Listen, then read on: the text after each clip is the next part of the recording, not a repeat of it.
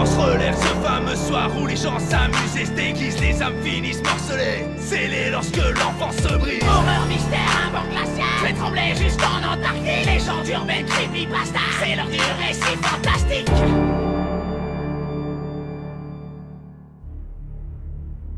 Mon nom est Andrew Eriks. J'ai vécu autrefois dans une ville appelée New York. Ma mère s'appelle Terry Eriks. Elle est dans l'annuaire. Si vous connaissez la ville et que vous lisez ceci, trouvez-la. Ne lui montrez pas ça, mais dites-lui que je l'aime et que j'essaye de rentrer à la maison, s'il vous plaît. Tout a commencé quand j'ai décidé vers l'époque où j'approchais de mes 25 ans qu'il était temps pour moi d'arrêter de prendre mon sac à dos pour aller au travail. Je pensais que ça me ferait paraître plus mature si je ne me trimballais pas partout avec un sac de livres comme un lycéen. Bien sûr, cela signifiait que j'allais aussi devoir renoncer à lire dans le métro le matin et l'après-midi, puisque je ne pouvais pas réellement glisser mes livres de poche dans une poche. Une mallette aurait été inappropriée, car je travaillais dans une usine, et les sacoches m'ont toujours paru un peu trop, je ne sais pas, stupide, trop sac à main à mon goût. J'avais un lecteur MP3 qui m'a aidé à passer le temps pendant un moment, mais quand il s'est cassé, il s'arrêtait à la fin de chaque chanson, si je ne sautais pas manuellement à la piste suivante. J'ai laissé tomber ça aussi. Alors tous les matins, je m'asseyais dans le métro pour une longue demi-heure qui semblait sans fin, avec rien d'autre à faire que d'observer mes compagnons de voyage. J'étais un peu timide, je ne voulais pas être pris sur le fait, donc je les regardais très discrètement. Curieusement, j'ai vite découvert que je n'étais pas la seule personne au monde à être mal à l'aise en public. Les gens le cachaient de différentes manières, mais j'ai appris à voir à travers eux. Je les ai divisés en plusieurs catégories dans ma tête. Il y avait les gigoteurs, qui ne pouvaient pas rester tranquilles, constamment en train de bouger leurs mains, de faire basculer leur poids d'un côté ou de l'autre, de rapprocher leurs jambes de la banquette, puis de les éloigner. Ils sont le type de gens nerveux qu'on reconnaît le plus facilement. Après eux, il y a les faux dormeurs, qui prennent un siège et ferment les yeux pratiquement à la même seconde. La plupart des gens dans le métro ne dorment pas vraiment, comme vous l'avez compris. Les vrais dormeurs ne bougent plus, se réveillent soudainement quand le wagon s'arrête ou après des bruits forts. Les faux restent juste immobiles de la seconde où ils se sont assis, jusqu'au moment où le train arrive à leur arrêt. Il y a aussi les toxicomanes du MP3. Parfois, les utilisateurs d'ordinateurs portables, ceux qui voyagent en groupe et parlent trop fort. Les addicts du téléphone étaient soit sollicités en permanence, soit incapables de se taire plus de 2 minutes. Juste quand mon occupation d'observer des gens menaçait de devenir terriblement ennuyeuse, j'ai trouvé ma première bizarrerie. Un homme d'âge moyen en apparence, aux cheveux bruns, de taille et de poids normaux, et habillé de façon décontractée. Étrangement, il semblait presque trop normal. Il n'avait pas de traits ou de particularités notables, comme s'il était fait pour se fondre dans la masse. C'est ce qui m'a amené à m'intéresser à lui. J'essayais délibérément de voir comment les gens agissaient dans le métro, mais lui n'agissait pas du tout. Aucune réaction non plus. C'était comme voir quelqu'un assis devant une télévision, regardant un documentaire sur les poissons. Ils ne sont pas excités, pas intéressés, mais ils ne regardent pas dans le vide non plus. Présents, mais pas attentifs à ce qui se passe autour. Il était dans le métro l'après-midi. Il a fallu plus d'1 mois d'expérience d'observation avant qu'il n'attire mon attention. Car je ne prenais pas le même métro tous les jours, et je ne faisais pas attention à toujours m'asseoir dans le même wagon. Je l'ai vu pour la première fois, un lundi, et la deuxième fois était le jeudi de la même semaine.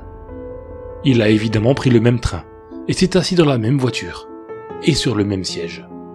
Un toc sévère, c'est ce que je pensais à l'époque. Depuis cette première fois où il m'a tant intrigué, je l'ai regardé avec plus d'avidité encore les fois suivantes. Il était, pour tout vous avouer, carrément troublant. Il ne faisait rien du tout. Il s'installait là, impassible, la tête droite, peu importe ce qu'il se passait. Une femme avec un enfant qui braillait est entrée et s'est assise juste derrière lui. Et toujours rien. C'est à peine s'il a tourné la tête ou froncé les sourcils d'agacement. et ce gamin était foutrement bruyant pourtant. Au moment où le métro est arrivé à mon arrêt, je me suis senti mal, et quand je suis sorti, mes mains tremblaient comme si j'étais en manque de nicotine. Il y avait quelque chose de mauvais chez lui. Je crois que c'était une sorte de monstre, un sociopathe peut-être, un de ces gars calmes, qui a en fait une douzaine de têtes de femmes dans son congélateur, et dont la première victime est sa mère. Je me suis retrouvé à flâner intentionnellement après le travail l'après-midi, à m'arrêter pour feuilleter les magazines dans les kiosques, même quand je n'avais pas l'intention d'acheter quoi que ce soit.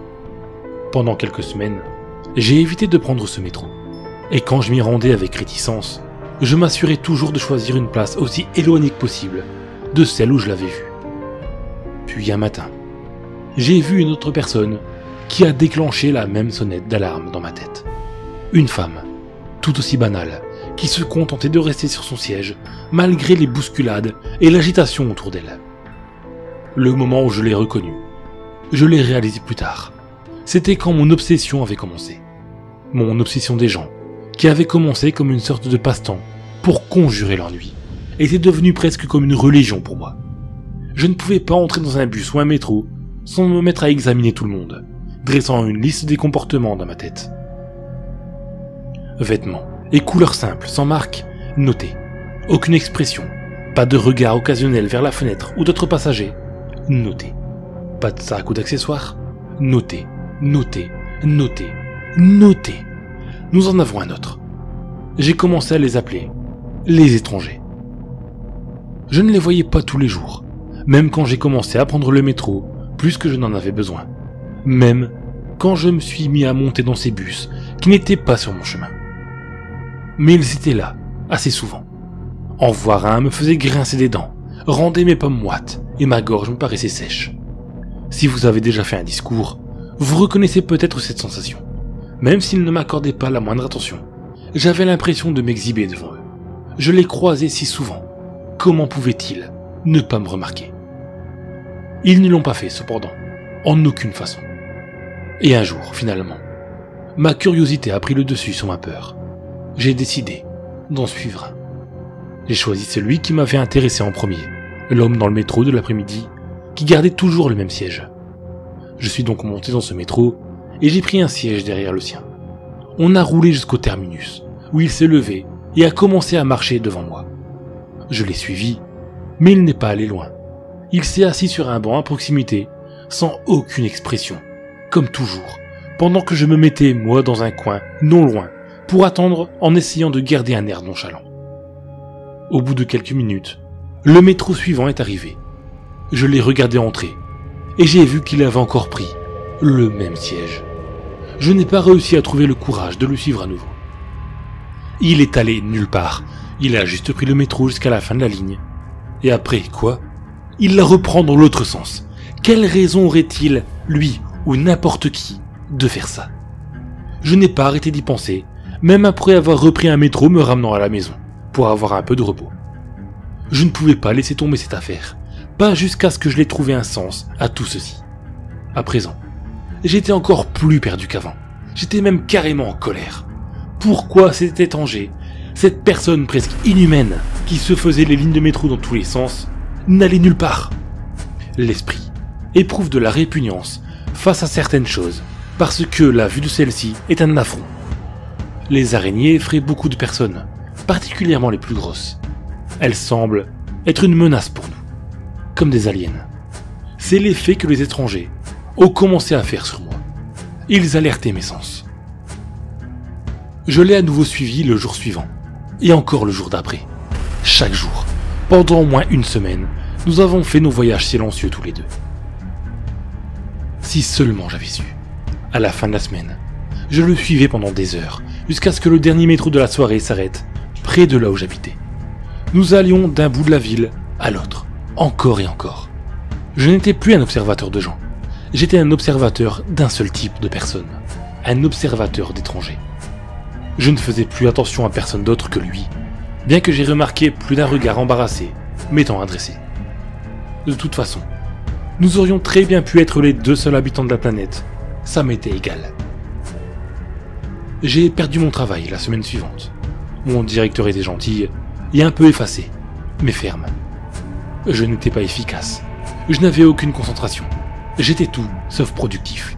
Il m'a fait tout un discours, je crois, mais c'est à peine si je l'entendais.